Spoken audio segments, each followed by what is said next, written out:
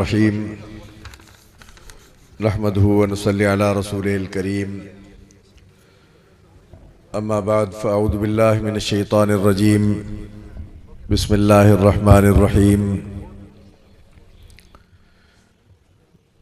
या अय्युहल्लज़ीना आमनु दुख़ुलू फ़िस्सिल्मि काफ़्फ़ा सदक़ल्लाहुल अज़ीम। अल्लाहुम्मा सल्लि अला मुहम्मदिन व अला आलि मुहम्मद कमा सल्लैता अला इब्राहीम व अला आलि इब्राहीम इन्नका हमीदुम मजीद। अल्लाहुम्मा बारिक अला मुहम्मदिन व अला आलि मुहम्मद कमा बारकता अला इब्राहीम व अला आलि इब्राहीम इन्नका हमीदुम मजीद। मुअज़्ज़िज़ मुकर्रम उलमाए किराम, ज़िम्मेदारान जमीयत उलमाए इस्लाम, तालकन ज़िलई मजलिस उमूमी जा मुअज़्ज़िज़ अरकान, सब खां पहिरियां मां अवां सभिनी जो शुक्रगुज़ार आहियां जो अवां इन तरबियती सेशन में इंतहाई तवज्जो सां मुसलसल असांजे मेहमान ऐं अकाबिर उलमा खे ॿुधो ऐं अवां जी संजीदगी यकीन कयो त मुतमइन थी करे त इंशा अल्लाहुल अज़ीज़ हीअ जो तरबियती सेशन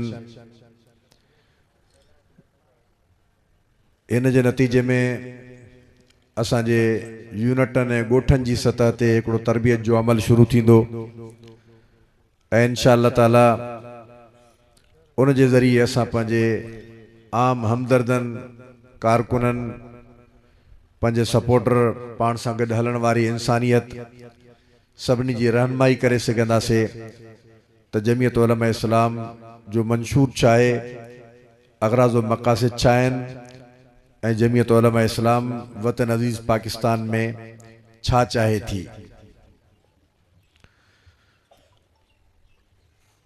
जलसा तमाम घणा थियनि था ऐं यकीनी तौर ते उन्हनि जी हिकु ज़रूरत भी आहे,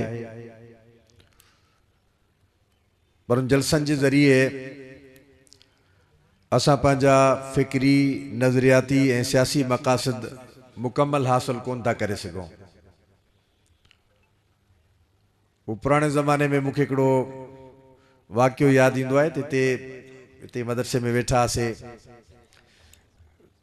त हिकिड़े दफ़े हिकिड़ो को पनवाकिल जो शहरी आयो, पंहिंजो को मसइलो हुयुसि, माण्हू गिरफ़्तार हुयुसि, मां उनजे लाइ कोशिशि कई। उहो ज़मानो मोबाइल जो हुयो कोन, इत्फ़ाक़ सां मां को 4 ॾींहंनि जे लाइ ॿाहिरि हली वियुमि। मोटी आयुमि त उहो ई हमरा आयो ऐं उन अची करे चयो साईं अॼु मुंहिंजो कमु थींदो। मां चयो अल्लाह ख़ैरु कंदो, तुंहिंजो कमु न थियो छा? चयो न थियो।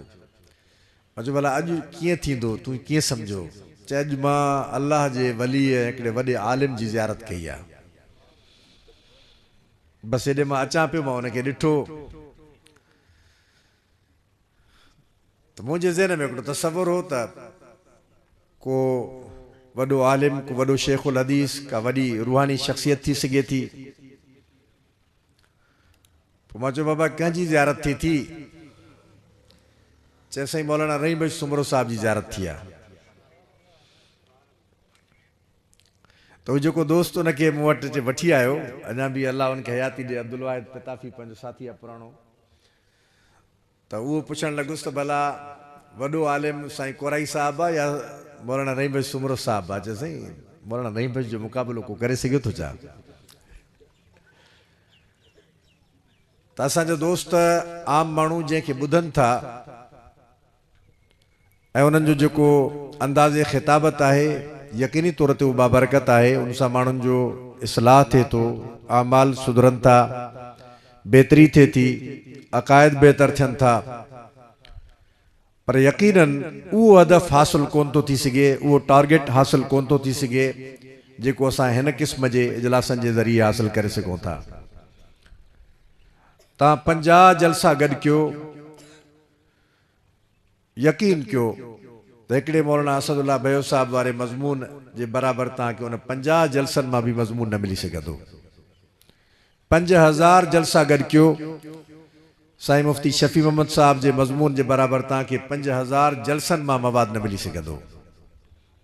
ऐं ही उहे साथी मेहनत करनि था। असां हिते कोशिशि कई आहे त असां पंहिंजा दोस्त तयारु कयूं, स्कॉलर तैयार क्यों, मुहक्किक उन्हनि खे बणायूं, उन्हनि में तहक़ीक़ जी आदत विझूं। सलाहियतूं मौजूद आहिनि, इल्म आहे, सलाहियतूं आहिनि, क़ाबिलियत आहे, पर छड़ो आस्ते आस्ते उनखे हीअं माहौल ॾींदा अचूं था। मां गुज़िरियल 2 तरबियती कन्वेंशन जेके असां पोयनि सालनि में कराया आहिनि, उन्हनि में भी साईं मुफ्ती साहब सां ज़िक्र कंदो रहियुमि त साईं इस्लाम जे माशी निज़ाम जे लाइ या इमाम शाह वलीउल्लाह मुहद्दिस देलवी रहमहुल्लाह जे फ़लसफ़े मईशत जे लाइ कोशिश क्यों था, पर को पंहिंजी विजड़ाई में को स्कॉलर कोन थो मिले, को मुहक्किक कोन थो मिले जेको इन ते तैयारी करे सघे। अवां महिरबानी कयो। इन दफ़े नेट साईं सां हितां भी हुजत करे वियुमि ऐं मदीने शरीफ़ मां भी हुजत कई। साईं महिरबानी कयो, बस हाणे तव्हां पाण कलम खणो, अल्लाह ताला उनकी जज़ाए ख़ैर ॾे। ऐं तमामु घणी तैयारी करे आया आहिनि, असां शायदि उनजो को हिकिड़ो हिस्सो ॿुधी सघिया आहियूं। ऐं मां साथियुनि खे गुज़ारिश कयां थो त पंहिंजे पंहिंजे अलाइक़नि जे यूनिटनि जे प्रोग्रामनि में, तालकनि जे प्रोग्रामनि में इन हिकिड़े मौज़ू खे वठी करे इस्लाम जे इक़्तिसादी निज़ाम ऐं उन सां गॾु इस्लाम जे माशी निज़ाम, इन मौज़ू ते जेका असां तैयारी कई आहे उनखे अवां पंहिंजे पंहिंजे इजलासनि में माण्हुनि खे ॿुधायो। इन ज़माने में असां 1000 ॻाल्हियूं कयूं, पर उहो इनक़लाब, उहा जदोजहद, उहा तहरीक, उहा तंज़ीम जेका माण्हुनि जे बुख ऐं ॾुख जे मसइले खे हल नथी करे सघे, ख़ल्क़ ख़ुदा उन ते ध्यानु न ॾींदी। माण्हू उन ते ध्यानु न ॾींदा, माण्हुनि खे न ॿुधंदा, उनखे न सम्झंदा। तव्हां बुखायल माण्हुनि खे विहारे करे उनखे केतिरियूं बि बहितर ॻाल्हियूं ॿुधायो, भले उहो 100% हक़ीक़त ते मबनी हुजनि, पर उन्हनि जे पेट में जेकी बुख आहे, उन सां जेकी माशी नाइंसाफ़ी थिए थी, उन जी मईशत जे मथां जेको धाड़ो लॻे थो ऐं उन सां जेको मुसलसल निज़ाम ज़ुल्म करे थो, हीउ ज़ालिमाना निज़ाम जंहिंमें ज़ुल्म थिए थो, जेसि ताईं उन जे मसइलनि जो हल तव्हां उनखे पेश न करे सघंदो, उहे तव्हां सां गॾु न बीह सघंदा। ऐं उहे सम्झंदा त हीउ महज़ इबादत जी ॻाल्हि करनि था, महज़ ॿियनि रसूमात जी ॻाल्हि करनि था। हिन वटि दुनिया जी ज़िंदगी गुज़ारण जो को उसूल ऐं को नज़रियो, को निज़ाम ऐं इंसान जे बुख ऐं ॾुख जो को हल कोन्हे। त चुनाचे इन क़िस्म जा तरबियती इज्तिमा सभ खां पहिरियां त तालकनि जा ज़िम्मेदार भी मौजूद आहिनि ऐं ज़िले मजलिस आमला ऐं तालकनि जा अमीर नाज़िम जेकॾहिं कि पिंडाल में मौजूद आहिनि त उहे ज़रा अॻिते अचनि त कुझु उन्हनि सां असां हलंदे वारी मुशावरत करे ऐं कुझु ॻाल्हियुनि खे फाइनल भी कंदा वञूं। क़ारी अब्दुल गफ़ार साहब, तव्हां अॻिते अचो, तव्हां ते डबल बार आहिनि, तव्हां हेॾे कीअं वेठा हो? तालकनि जा अमीर ऐं नाज़िम साहिबान जेकॾहिं पिंडाल में वेठा आहिनि, अॼु जे इजलास में असां कोशिश कईसीं त दोस्तनि जे शमूलियत ते का पाबंदी न हणूं। हिकिड़े ग्रेड जो त तायुन हो त असां तालकनि जी मजलिस उमूमी खे सॾायूं था, उन में ज़िले उमूमी ख़ुद ब ख़ुद अची वई। अधु ज़िले उमूमी आहे ऐं अधु ज़िले उमूमी खां रहियल उहे तालकनि जा बाक़ी मेंबर आहिनि। उन खां अलावा असां तालकनि खां डिमांड वरितीसीं त तव्हां वटि इन खां अलावा भी जेकॾहिं इंट्रस्टेड दोस्त आहिनि जेके दिलचस्पी रखनि था तरबियती प्रोग्राम सां, त उन्हनि खे भी मदऊ कयो वञे। त मुंहिंजे ख्याल में असां जेके टोटल दावतनामा जारी कयासीं, 1700 दावतनामा जेके असां जारी कयासीं, 1700 दावतनामनि मां अटेंडेंस घणी आहे?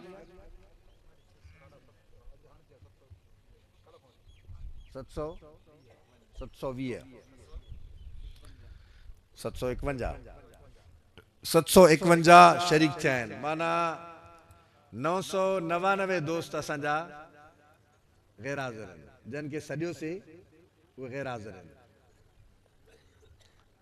असुल अथव इहो गैप, इहो आहे फुक़दान, इहो आहे खोट, इहा थिए थी।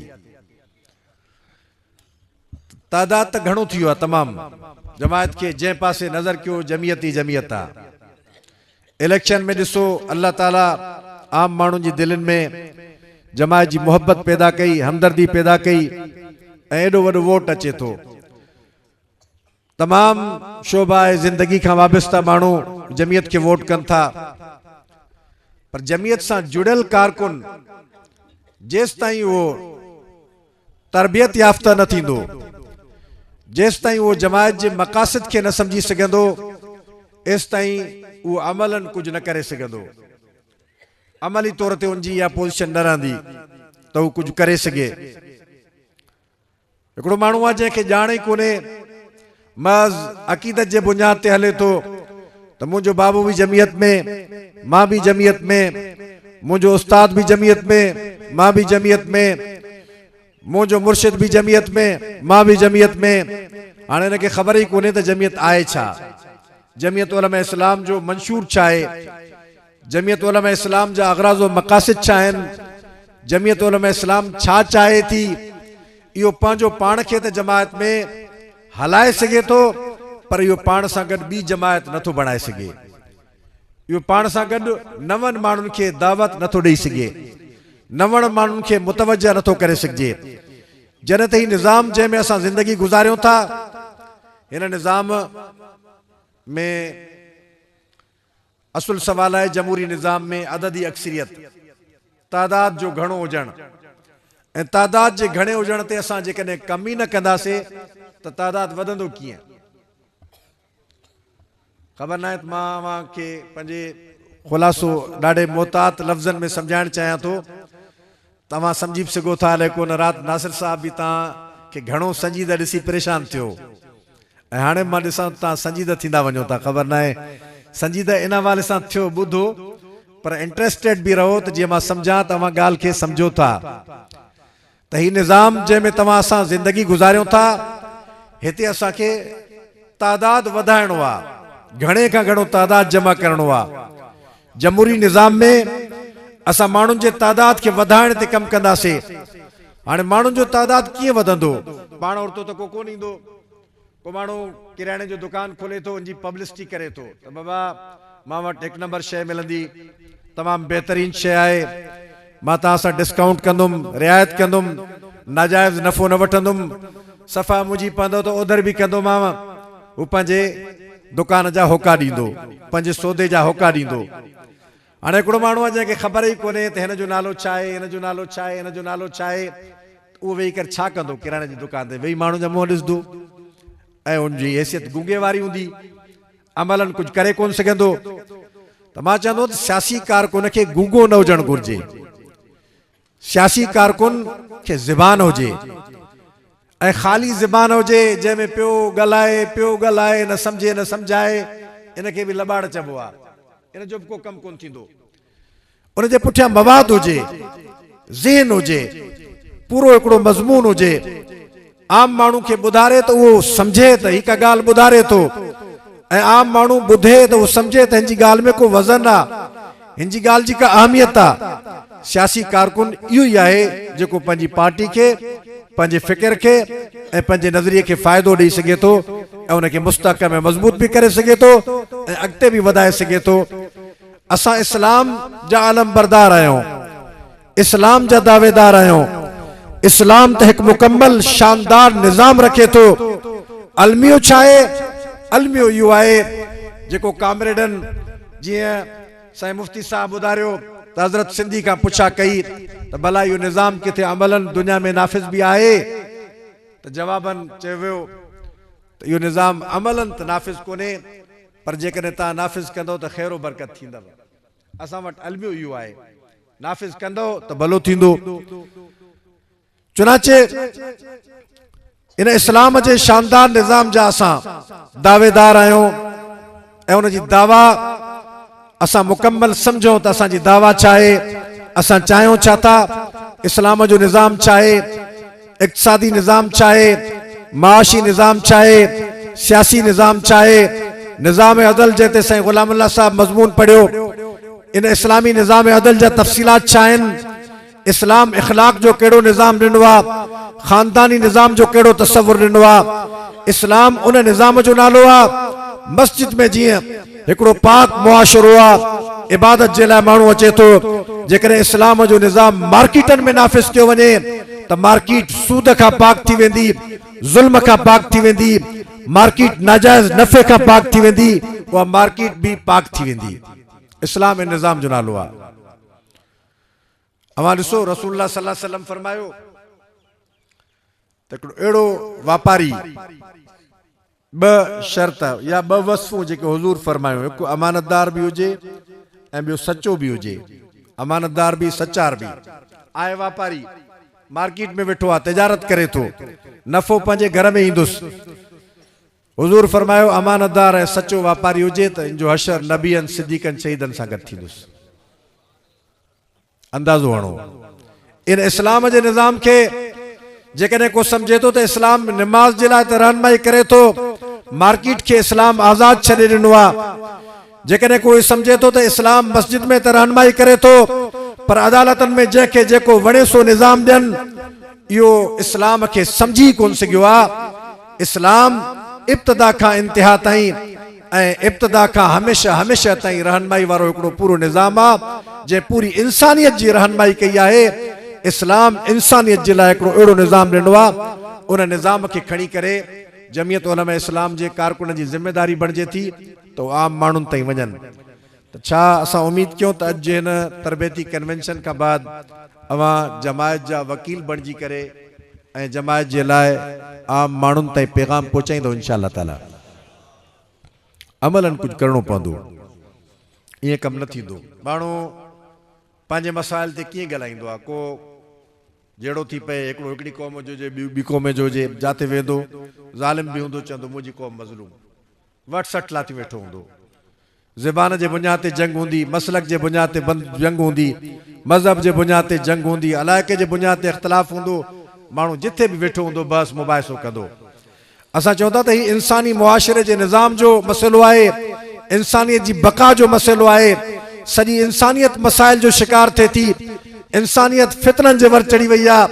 इंसानियत अहिड़े अहिड़े मसाइल जे वर चढ़ी वई आहे जिते ग़रीब चीके थो, उनजो दाहूं निकिरनि थो, उनजे मथां ही निज़ाम रहम नथो खाए, उनजे मसइलनि खे को ॿुधण जे लाइ तयारु कोन्हे, उनजे मसइलनि खे को सम्झण जे लाइ तयारु कोन्हे। इन मौक़े ते ख़ामोश रहणु ऐं इन मौक़े ते चुप रहणु, इहो वॾे में वॾो ज़ुल्म आहे ऐं वॾे में वॾो जुर्म आहे। ऐं मां अव्हांखे अपील कयां थो जमियत उलमा इस्लाम जे साथियुनि खे त ख़ामोश न रहो, बल्कि पूरी कुवत सां गॾु मैदान ते अचो, हिकु हिकु माण्हू साईं ही पैगाम पहुचाइण जी कोशिश कयो। इंशाअल्लाह जॾहिं तव्हां मुतकल्लिम थी वेंदो, तव्हां पाण वकील थी वेंदो, तव्हां इस्लाम जा नुमाइंदा बणिजी वेंदो, जमियत उलमा जा तर्जुमान बणिजी वेंदो, त इंशाअल्लाह अल अज़ीज़ तव्हां जेके 700 ॼणा शरीक थिया आहियो, तव्हांजे पुठियां हिकिड़े झटके में इंशाअल्लाह 70,000 ऐं लखनि जी जमायत तयारु थींदी इंशाअल्लाह ताला। त पोइ उम्मीद कयूं त इंशाअल्लाह ही तरबियत जो सिलसिलो इनखे यूनिटनि में बि खणी वेंदो इंशाअल्लाह, ऐं उन सां गॾु आम माण्हुनि ताईं पैगाम पहुचाइण जी बि कोशिश कंदो इंशाअल्लाह। तरबियती प्रोग्राम ईअं थींदा आहिनि, उनमें असां वटि सभ खां पहिरियां पुछा कंदा आहिनि, अचे केरु थो? ये जड़ो आया है ये माण्हू ही कोन था नज़र अचनि उनखे, अचे केरु थो? पहिरियों सवाल इहो हूंदो आहे। हालांकि इन सां त असांजो कम ई न हुजणु घुरिजे।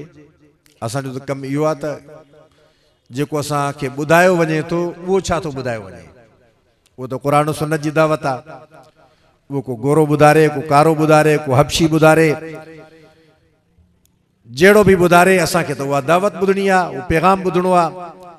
इन नफ़्सियाती बीमारी खां असांखे निकिरणो पवंदो। केर बि अचे, यूनिट जो अमीर बीह करे ॿुधारे थो, असां उनखे उन तवज्जो सां ॿुधूं जीअं असां मरकज़ी अमीर खे तवज्जो सां ॿुधूं था, उन तवज्जो सां ॿुधूं, दिलचस्पी सां ॿुधूं, इन तसवुर खे असां ख़तमु कयूं। तॾहिं ई असां हर जॻह ते को हिकिड़ो माण्हू त कोन अची सघंदो। असां वटि जीअं हिते दोस्तनि जो हिकिड़ो ख़्यालु हूंदो आहे त साईं हर जॻह ते मारूफ़ ऐं मक़बूल शख़्सियात अचनि। जेकॾहिं क़ाइद सिंध अल्लामा राशिद महमूद सुमरो साहब काले ताज़ियत ते न वियो तॾहिं बि दोस्त चिड़ी वेंदा, जलसे ते न आयो तॾहिं बि चिड़ी वेंदा, नाराज़ थी वेंदा। उहो हिकिड़ी शख़्सियत, उनखे तव्हां किथे किथे पहुचाए सघंदो। आख़िर वो पंहिंजी सॼी ज़ाती ज़िंदगी कुर्बान करे पोइ बि वक़्त खे पूरो कोन थो करे सघे ऐं उन जे बावजूद जेकॾहिं डिमांड आहे त इहा मोहबत आहे पर उन सां गॾु इन मोहबत सां गॾु सम्झण जी बि ज़रूरत आहे त उहो जिते मुमकिन हूंदो उते उहो पुॼी सघंदा जिते मुश्किल आहे उते माण्हू रिआयत करे वठे त चुनाचे असां हिन यूनिटनि जी सतह जे प्रोग्रामनि में पंहिंजे दोस्तनि खे मक़ामी सतह ते इहे जेके मक़ाला आहिनि असां हिन खे कोशिशि कयूं था त हिन खे किताबी शिकिल में शाये करे ऐं उन खां बाद असां यूनिटनि ताईं पहुचायूं इन्हनि खे रुॻी तव्हां पंहिंजे इजलासनि में पढ़ी ॿुधायो इंशा अल्लाह ताला इन सां ई काफ़ी हिकिड़ो शऊर ईंदो ऐं काफ़ी तालीम मिलंदी ऐं ॼाण मिलंदी ऐं साथी इन जे लाइ तयारु थी सघंदा इंशा अल्लाह ताला। अॼु जे असांजे इन प्रोग्राम दौरान काफ़ी शयूं अहिड़ियूं जेके असां दोस्तनि खे तय कयूंसीं त उनखे असां रिपोर्ट वठंदासीं। असांजो मुफ्ती ज़बीउल्लाह जतोई साहब जंहिंखे नाज़िम उमूर तंज़ीम बणायो आहे ज़िले में असां उनजे ज़रिए चाहियूं था त यूनिटनि जी मुसलसल निगरानी कयूं यूनिटनि जे बाडनि खे टुटण जो इंतज़ार न कयूं बल्कि यूनिटनि जे बाडनि खे टुटण खां बचायूं उहे बाडियूं कलदम न थियनि त मां सम्झां थो त उन बि ज़रूरु तयारी कई हूंदी मुफ्ती साहब आहे कोन्हे ऐं उन बि यकीनी तयारी कई हूंदी ऐं उन सां गॾु इस्लाही कमेटियूं असां उनजो बि हिकिड़ो नज़म क़ाइमु कयो आहे। इस्लाही कमेटियुनि जे इजलास में असां कटपर महल्ला रोड़ी में दोस्तनि खे अर्ज़ु कयोसीं त इस्लाही कमेटी जी माना का थाणेदारी न आहे इस्लाही कमेटी जी माना आहे माण्हुनि जे मसइलनि जे विच में अचणु मसाइल पैदा थियनि था मसइले जी इब्तिदा ॾाढी थोरी हूंदी आहे तमामु थोरी हूंदी आहे हिकिड़ो शैतान जो वाक़ियो ईंदो आहे त शैतान हिकिड़े दफ़े पंहिंजे कुराड़े ॾाढे शैतान खे चए पियो त ॾाढा सभु माण्हू असां ते लानतूं कनि था थुक लानत मलामत अल्लाह जी बि अल्लाह जे रसूल जी बि माण्हुनि जी बि असां कुसूर कहिड़ो कयो आहे हुनजो पुट पाण माण्हुनि जे लाइ छॾियो छा आहे पाण सभु कुझु माण्हुनि जो विञाए छॾियो आहे अल्लाह जन्नत ठाही असां जहन्नम में फिटो करण जे लाइक़ु बणायोसीं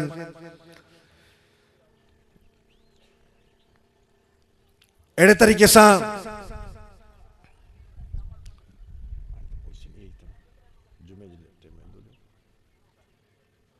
जुमे जो टाइम वेंदो हलियो हाणे हिन खां बाद त टाइम आहे कोन डॉक्टर साहब खे थोरो तव्हां टाइम सां पहुचायो त बहितर त असां डॉक्टर साहब घुरायोसीं त तव्हांखे सेहतमंद ज़िंदगी जा उसूल सम्झायूं पर मां सम्झां थो तव्हां सेहतमंद ज़िंदगी नथा चाहियो हले डॉक्टर साहब सम्झाइण न चाहे पियो ऐं उहो तमामु घणो लेट सां आया आहिनि डॉक्टर तलहा साहब जेके ज़ियाउद्दीन यूनिवर्सिटी हॉस्पिटल जा प्रोफेसर आहिनि ऐं असांजी दिली ख़्वाहिश हुई त असां उनखे ॿुधो आहे पर पोइ उहो काफ़ी ताख़ीर सां आया आहिनि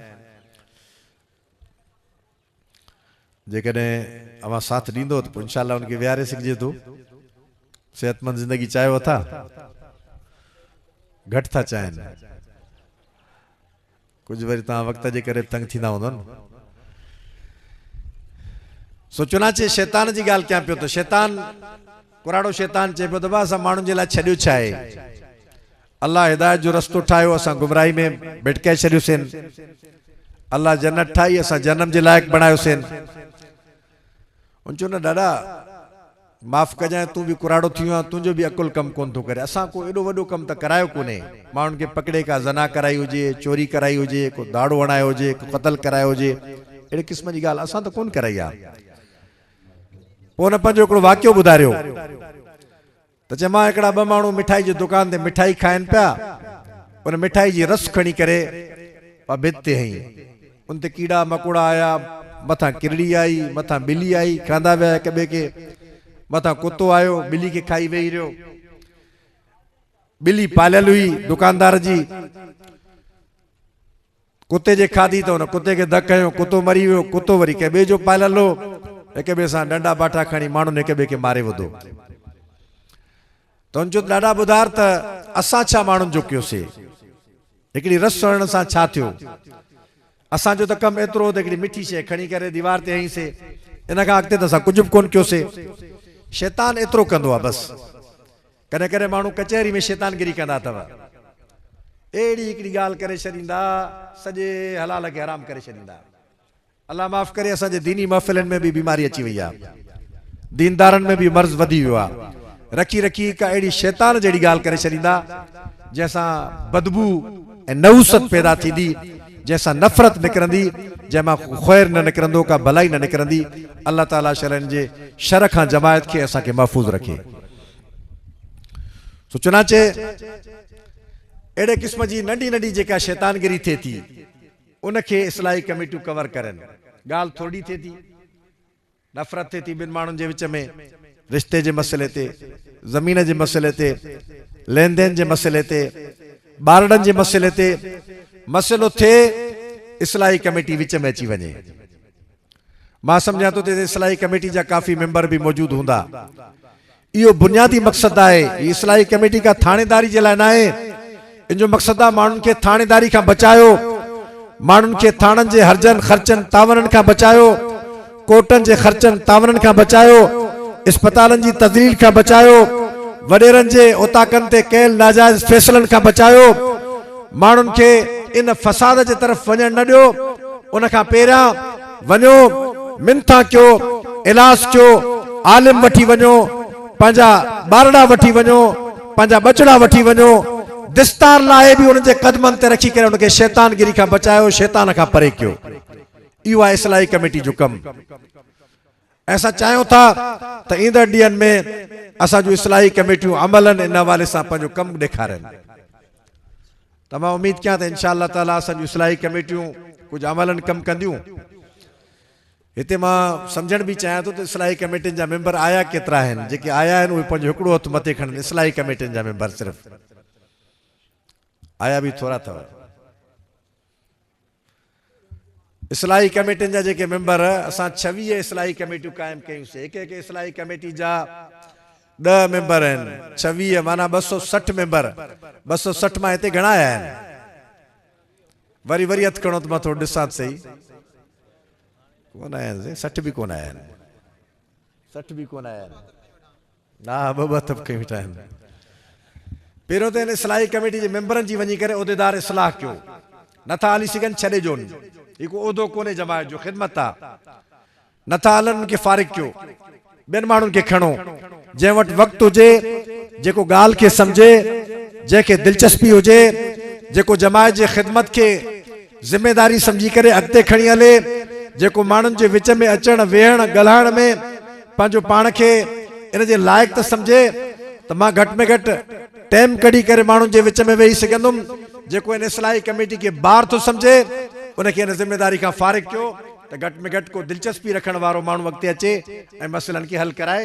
असां इंशा अल्लाह इन कमेटियुनि खे तमामु घणो अॻिते वठी वेंदासीं ऐं इन जे लाइ तमामु वॾा एज़ाज़ ऐं काफ़ी मौक़िया फ़राहम कंदासीं। पर घटि में घटि माण्हू उनजे अहल बि हुजनि ऐं इंट्रस्टेड बि हुजनि ऐं उन सां गॾु उहे वाक़िअतनि इस्लाह जे लाइक़ बि हुजनि। ईअं न त पाण ई फितननि जी जड़ हुजनि त उहे कुझु न करे सघंदा। चुनाचे इन जे लाइ अमलन असांजे इस्लाही कमेटियुनि खे कमु करणो पवंदो इंशा अल्लाह ताला। मां आख़िरी गुज़ारिश ते अचां थो, चूंकि नमाज़ जुमा जो वक़्तु उहो बि थी वियो आहे।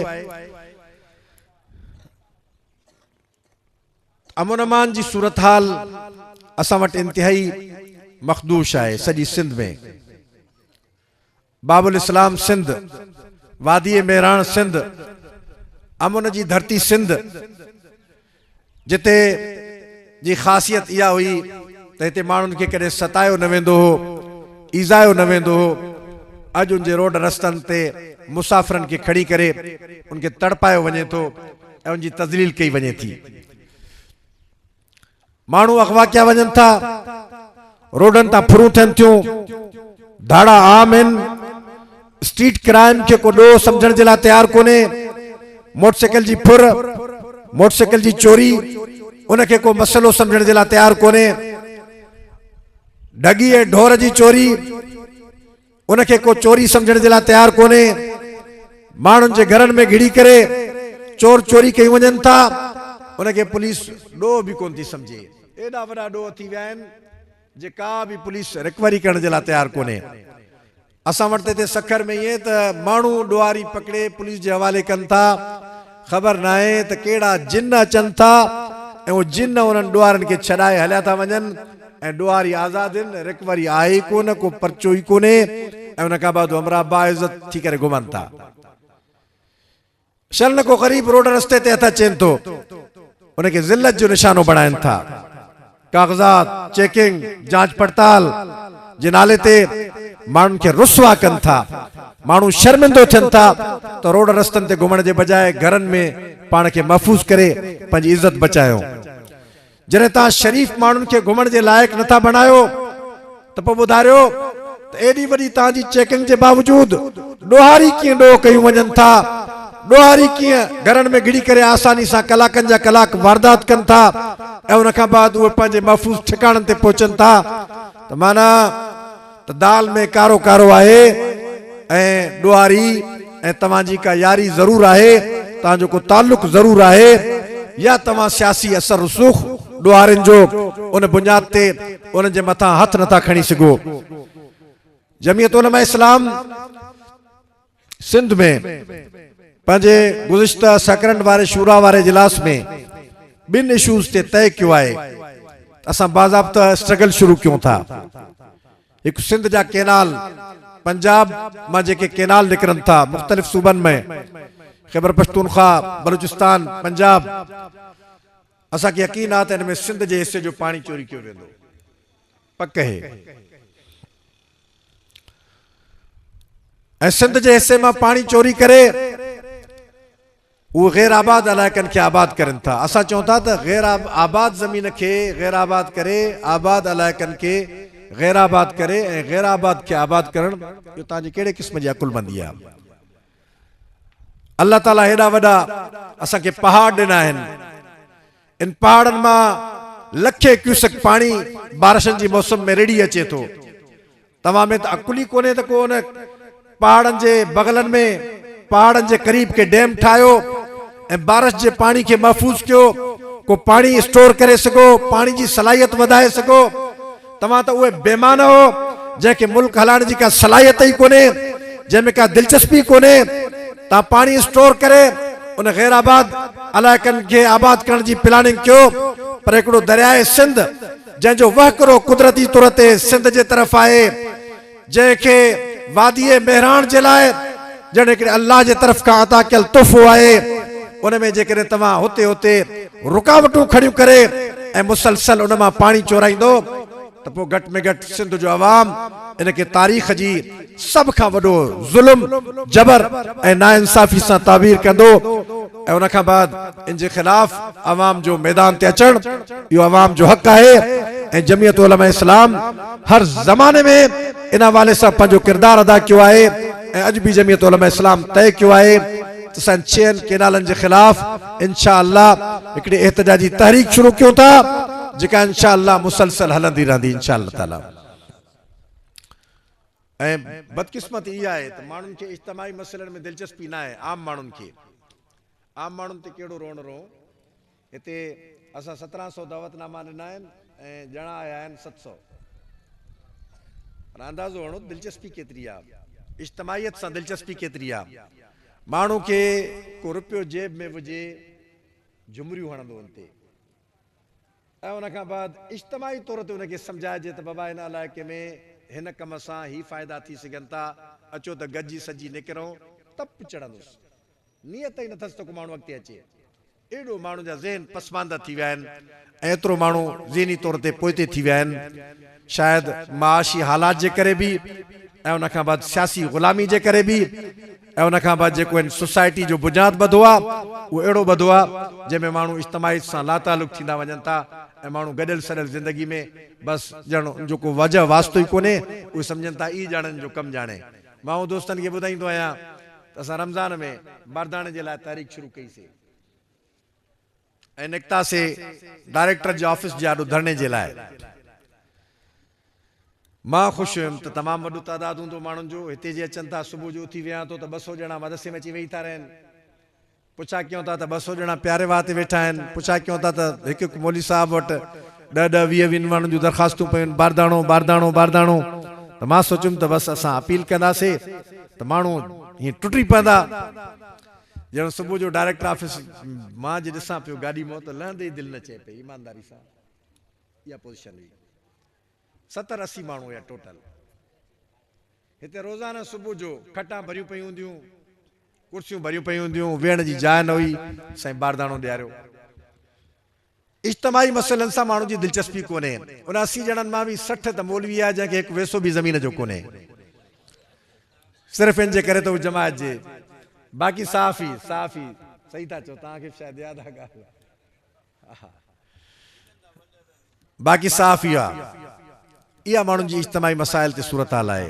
त चुनाचे त जेको मां अर्ज़ु कयुमि पे त पाणी जहिड़ो मसइलो जंहिं ते मुस्तक़बिल जो सवाल आहे, हीअ असांखे शायदि कारोबारी ख़ुशहाली ॾियण जी सलाहियत हुक्मराननि में कोन्हे, रोज़गार जा मौक़ा ॾियण जी सलाहियत हुक्मराननि में कोन्हे। अल्लाह जो बानो ही त इहे जेके वैसा 5 वैसा 50 वैसा 100 वैसा ज़मीन जा अथव, जेकर इन जे लाइ पाणी न मिलेव त तव्हांजी ज़िंदगी सुकी वेंदी, तव्हांजे बचनि जो गुज़र सफ़र ख़तम थी वेंदो। त इन जे लाइ ज़रूरी आहे त इहे पंहिंजे मुंहं में पंहिंजे बचनि जे लाइ तयारु हिकिड़ो आख़िरी लुक़मो, उहो बि जेकॾहिं ज़राअत जो तव्हां खां खसे विया त पोइ ज़िंदगी गुज़ारण जो को पोइ हिते रस्तो ई कोन्हे। अल्लाह त राज़िक़ आहे, अल्लाह रज़ाक़ आहे, पर घटि में घटि असबाबनि जे जान में जेका अल्लाह ताला असांखे इख़्तियार ॾिनो आहे ऐं तदबीर इख़्तियार करण जेका असांजी ज़िम्मेदारी आहे, उन जे लाइ ज़रूरी आहे त इन पाणी जे मसइले ते सभु निकिरी अचनि ऐं अमन अमान जे मसइले ते बि सभु निकिरनि। अमन अमान जे लाइ इनफरादी तौर ते मूंखे हिते अफ़सोस थियो आहे त हिते असां वटि सोनारो दोस्त एहसान अहमद सोनारो उन ग़रीब माण्हू जे दुकान ते तक़रीबन 1.5-2 महीना पहिरियां धाड़ो लॻो, चोरी थी ऐं उनजी करोड़नि जी मालियत जो सोन चोरी कयो वियो, करोड़नि जी मालियत जो। हिते पनवाकिल में कुछ वक्त खां बाद उनजी टिजोड़ी जानबवाह जे इलाइक़े मां सांगी मां पुलिस सगोरी ॿुधारियो त ही टिजोड़ी मिली पर सोन कोन्हे,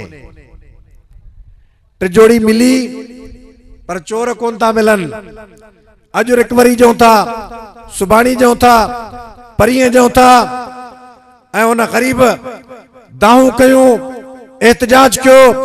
पनवाकिल जा शहरी उन जे लाइ मैदान ते आया ऐं असां उनजी हिमायत कईसीं ऐं जॾहिं उन मैदान ते अची करे एहतजाज कयो, एहतजाज करण खां बाद उन जे मथां ATC जा सेक्शन हणी उन जे पुट ऐं भाइटनि जे मथां FIR कई वई आहे, राति उनखे गिरफ़्तार कयो वियो आहे। हीउ तव्हांजो कानून आहे, हीउ तव्हांजो अदल आहे, हीउ तव्हांजो निज़ाम आहे। इन तव्हांजे निज़ाम जे मथां लानत हुजे। तव्हां ग़रीब जे 5 करोड़नि जी चोरी त रिकवर न करे सघिया हो, तव्हां में एतिरो बि बर्दाश्त कोन्हे त तव्हां उनजे एहतजाज खे बर्दाश्त करे सघो। हू ग़रीब दाहूं करे थो, महीननि ताईं हुन रड़ियूं कयूं, तव्हां हुनखे रिकवरी न ॾिनी। अॼु जेकॾहिं शहरी रोड रस्तनि ते अची करे एहतजाज कनि था त तव्हां ATC जा सेक्शन हणी वॾा दहशतगर्द गिरफ़्तार कया आहिनि। मां सम्झां थो त तव्हांजो कानून दहशतगर्दनि जे लाइ आहे, तव्हांजो कानून मज़लूमनि जे लाइ न आहे। मज़लूम 2 महीननि ताईं दरबदर आहे, तव्हांजे कानून ते जुओ बि कोन थी रिंगे, पर जॾहिं उहो मज़लूम 2 महीननि खां बाद एहतजाज करे थो, जेको उनजो जमहूरी हक़ आहे, आईनी हक़ आहे, तव्हां उनजे एहतजाज खे हिसाइण जे लाइ उनजे नौजवाननि खे गिरफ़्तार करे तव्हां सम्झो था त तव्हां हुनजे आवाज़ खे दबाए सघंदो। मां ऐलान कयां थो असां इंशाअल्लाह ताला अहिड़े क़िस्म जे मज़लूमनि सां गॾु वेंदासीं इंशाअल्लाह ताला। ऐं सूबाई जमीयत ऐलान कयो त असां अमन अमान जे लाइ एहतजाज कंदासीं। हिकिड़ो एहतजाज जो शेड्यूल कल्ह हुयो, चूंकि असां सॼे ज़िले खे हिते सॼियोसीं ऐं असां सम्झोसीं जेकॾहिं असां मुख़्तलिफ़ जॻहनि ते एहतजाज कंदासीं त नतीजतन अवाम तक़सीम थी वेंदो। अवाम खे जमा करण जे लाइ, कारकुन खे जमा करण जे लाइ असां तय कयोसीं त इंशाअल्लाह बाद नमाज़ जुमा हितां मदरसे खां पनवाकिल जे ईदगाह चौक ताईं असां एहतजाज कंदासीं। ऐं एहतिजाजी धरणो हणंदासीं इंशा अल्लाह ताला। हाणे असांजो मुतालबो आहे त सखर ज़िले खे पीसफुल बणायो। अवां मुतालबे जी हिमायत कयो था, सखर जे अमन अमान खे बहाल कयो। अवां मुतालबे जी हिमायत कयो था, सखर में जेके माण्हुनि जूं चोरियूं थियूं आहिनि, धाड़ा लॻा आहिनि, फुरूं थियूं आहिनि रोडनि तां रस्तनि तां, उनजी हाणे रिकवरी घुर्जे, उनजी वसूली ॾियणु घुर्जे। हाणे गुज़ारो ईअं न थींदो त तव्हां चओ त साईं हीउ अॻियों SSP हो, उन जे ज़माने में ॾोह थियो, हीउ साईं अॻ में DIG हो, उन जे ज़माने में ॾोह थिया, हीउ अॻ में सूबेदार सगोरो, उन जे ज़माने में ॾोह थिया। हाणे असां तव्हांखे ॿुधाइण चाहियूं था त हीउ सखर ज़िलो आहे, जेको बि ईंदो उहो SSP हूंदो, जेको हुयो उहो बि SSP, जेको आहे उहो बि SSP, जेको अॻ में हुयो उहो बि सूबेदार, जेको हाणे आहे उहो बि सूबेदार, ऐं जेको साम्हूं फुरियल वेठो आहे उहो अॻ में बि फुरियल हो, हाणे बि फुरियल आहे। हाणे उनजी असांखे रिकवरी घुर्जे, तव्हांखे माण्हुनि जी रिकवरी ॾियणी पवंदी, न त जमियत उलमा इस्लाम हिकु पुरअमन तरीक़े सां अहिड़ी तहरीक शुरू कंदी जेका रफ्ता रफ्ता तमाम वॾे अवामी ताक़त में तब्दील थी वेंदी, ऐं इंशा अल्लाह तव्हांजे दफ़्तरनि जो घेराव करे अमन अमान बि क़ाइम कंदासीं त इंशा अल्लाह अज़ीज़ माण्हुनि जे ॾोहनि जी रिकवरी उहा बि तव्हां खां वठंदासीं इंशा अल्लाह ताला। त पोइ हिन तारीख़ में तव्हां हलंदव इंशा अल्लाह ताला। बंद करायोसि, आज़ान ॾेई करे चुप करे वेही रहे। हिकु शहर जी मस्जिद बणाई अथव छा तव्हां मदरसे खे?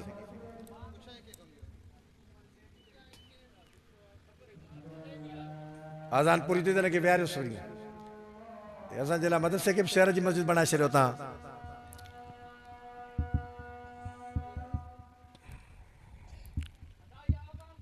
आज़ान थिए लाला, आज़ान थिए, एॾो सख़्तु हुकुम न कर।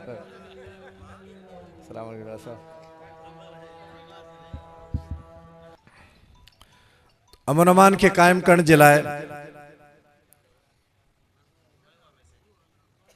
हिकिड़ी तरतीब असांखे शुरू करणी पवंदी। सूबे जो ॿियो कहिड़ी तारीख़ आहे ऐलान जी? 25 फरवरी अंगारे जो ॾींहुं थियो। हिकु त 25 तारीख़ ते डिस्ट्रिक्ट हेडक्वार्टर जी प्रेस क्लब जे आॾो एहतजाज जो ऐलान कयो आहे सूबाई जमियत, केनालनि जे मसइले ते, अमन अमान जे मसइले ते। मुंहिंजो ख़्याल आहे त हाणे उन ते त का राय क़ाइम करण जी ज़रूरत कोन्हे। 25 तारीख़ इंशा अल्लाह अज़ीज़ असां जामिया हम्मादिया मंज़िलगाह सखर खां प्रेस क्लब ताईं एहतजाज कंदासीं ऐं प्रेस क्लब ते एहतजाजी जलसा आम कंदासीं इंशा अल्लाह ताला। सूबाई जमायत जो हुकुम आहे, बसि हुकुम आहे त हुकुम आहे। उन में दोस्त बाज़ाब्ता पंहिंजी यूनिटनि खां तयारी करनि भरपूर तरीक़े सां। असां इन अमन अमान समेत तमामु मसाइल खे उनजो बुनियाद बणाईंदासीं। मुंहिंजी तजवीज़ आहे सॼे हाउस के भी ज़िले आमला जा अरकान भी मौजूद आहिनि ऐं तालकनि जा अमीर नाज़िम साहिबान भी मौजूद आहिनि। त अॼु असां 21 तारीख़ बरोज़ जुमे ते आहियूं। 22 तारीख़ ते तो छंछर। सुभाणे असां छंछर जे ॾियारे कंदरा प्रेस क्लब ते अमन अमान जे हवाले सां एहतजाज कयूं ऐं परीहं असां आचर ते रोड़ी प्रेस क्लब जे आॾो एहतजाज कयूं एहतजाज जे हवाले सां। ऐं 24 तारीख़ ते पनवाकिल में थी वियो, रिकॉर्ड थी वियो पनवाकिल में। 24 तारीख़ ते असां सालेपट प्रेस क्लब जे आॾो एहतजाज कयूं ऐं 25 ते असांजो अंगारे जे ॾियारे तमामु वॾो सॼे ज़िले जो इंतिहाई मुअसर प्रोग्राम वो इंशा अल्लाह अज़ीज़ असांजो मंज़िलगाह सखर खां प्रेस क्लब ताईं कयो वञे, जेको अमन अमान जे हवाले सां हुजे। ऐं उन खां बाद असां आइंदा जो ही आहे चंद ॾींहंनि जो लाइ अमल, असां आइंदा जो लाइ अमल वरी 25 तारीख़ ते ऐलान कयूं त असां अमन अमान जे लाइ असां अॻिलो कदम कहिड़ो खणूं था। असां एहतजाज जे कहिड़े रुख खे वठूं था, सरकारी दफ़्तरनि जो घेराव कयूं था, या असां को लॉन्ग मार्च कयूं था, या असां शट डाउन जे तरफ़ वञूं था, पई जाम जे तरफ़ वञूं था, जहिड़ो भी ऑप्शन आहे उनखे जमायत मुशावरत सां इन दौरान को इजलास मुनक़िद करे अगले जे लाइ असां तय करे वठूं लाइ अमल के। इन दौरान असां हिन हफ़्ते जा इहे जेके 4 ॾींहं आहिनि, इहे 4 ॾींहं सुभाणे खां 22 छंछर, 23 आचर, 24 सूमर, ये 3 ॾिहाड़ा असां बाज़ाब्ता पंहिंजे ज़िले जे प्रेस क्लबनि जा ॾो एहतजाज कयूं। इन दौरान असांजा सुल्तानपुर प्रेस क्लब जा इलाइक़ा, उन इलाइक़नि में भी हिकिड़ो भरपूर एहतजाज कयो वञे। इन दौरान बागड़ जी प्रेस क्लब आहे, उते भी दोस्त एहतजाज करे वठनि ऐं उनजी का तारीख़ मुक़रर कई वञे। ऐं 5वीं तारीख़ ते असां तमामु वॾो एहतजाज जामे हमादी मंज़िलगाह सखर खां सखर प्रेस क्लब ताईं कयूं। छा ख़्याल आहे? अमन अमान जे लाइ हिकिड़ी सूरत इहा आहे त असां अखियूं पूरे वेहूं, ॿी सूरत इहा आहे त असां बाज़ाब्ता अमलनि रद्द अमल ॾियूं। उनजे लाइ मुसलसल थोरी महिनत करणी पवंदी। इब्तिदा जेकॾहिं असां वॾे क़दम खां कयूं था त पोइ उन खां वॾो क़दम को पोइ हिते बचंदो कोन। असां तरतीब सां हिकिड़े एहतजाज खां प्रेस क्लबनि खां एहतजाज शुरू कयूं ऐं उन खां बाद असां अॻिते हलूं। मुनासिब आहे न साईं? छा ख़्याल आहे साईं? बेतरतीब सां अॻिते वधूं। पहिरियों असां प्रेस क्लबनि वारे एहतजाज खे वठूं ऐं उन खां बाद अॻिले लाइ अमल जो असां ऐलान करे वठूं। सही आहे न?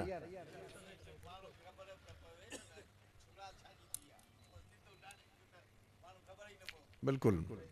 त पोइ इहो एहतजाज जो जेको शेड्यूल आहे इहो इंशाअल्लाह सोशल मीडिया जे ज़रिए शाम मुकम्मल तफ़सील सां गॾु अवां दोस्तनि ते अची वेंदो इंशाअल्लाह ताला।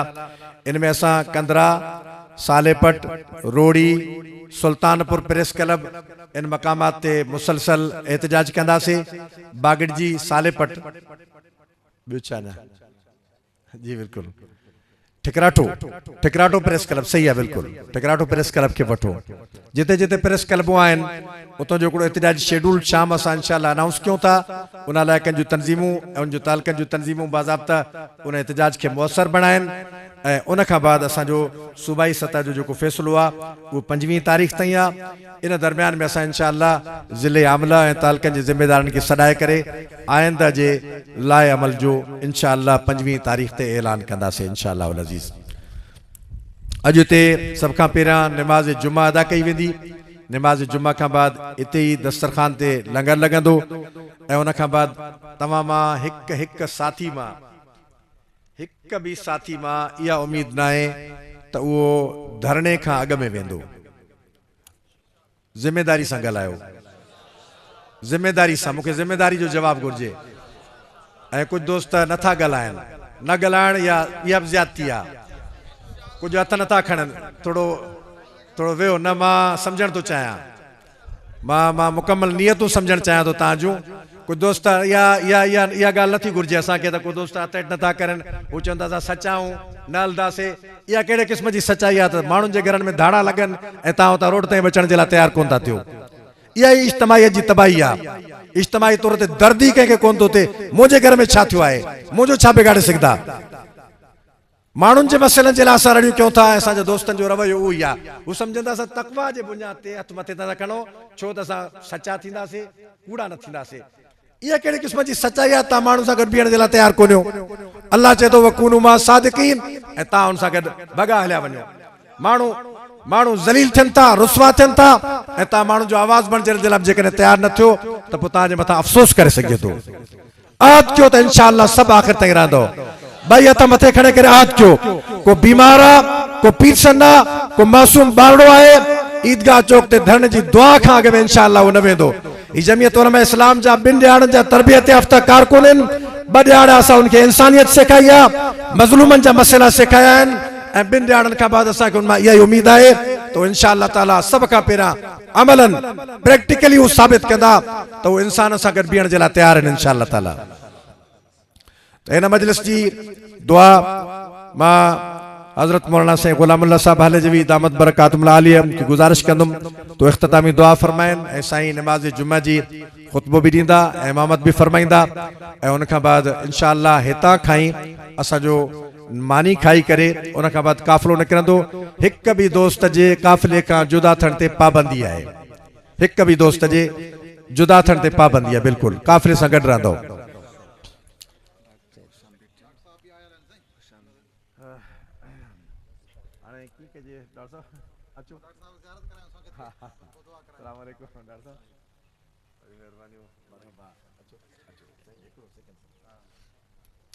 असांजा दोस्त यूनिवर्सिटी जा जनाब डॉक्टर तलहा साहब, असां उनखे अर्ज़ु कयोसीं त असांजे साथियुनि खे सेहतमंद ज़िंदगी जा कुझु बुनियादी उसूल सम्झाए वठनि।